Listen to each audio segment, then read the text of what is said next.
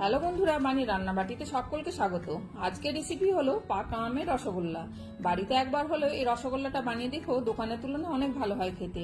রসগোল্লা বানানোর জন্য আমি বাইরে থেকে 500 গ্রাম ছানা নিয়ে এসে একটা পাতলা সুতির কাপড়ে জল ঝরানোর জন্য 1 ঘন্টা ঝুলিয়ে রেখেছিলাম। তোমরা বাড়িতেও ছানা ফাটিয়ে নিতে পারো।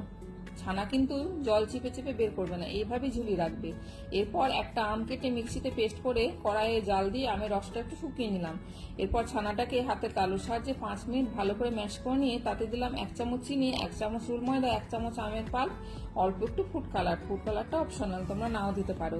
এরপর আবার একটু ভালো মতো মেখে নিয়ে আমি রসগোল্লাগুলো তৈরি করে নিলাম। কড়াইয়ে 2 কাপ চিনি, 4 কাপ জল দিলাম আর একটু ফুড কালার, 1 চামচ আমের পাল্প ভালো মতো ফুটিয়ে নিলাম। এরপর রসগোল্লাগুলো ছেড়ে দিয়ে 10 মিনিট ফুল ফ্লেমে ভালো মতো ফুটিয়ে নিতে হবে। এই সময় কিন্তু কোনো নাড়তে হবে না। 10 মিনিট পর আলতোভাবে একটু নেড়ে নিয়ে আবার 20 মিনিট ফুটিয়ে নিলে রেডি আমাদের পাকা আমের রসগোল্লা।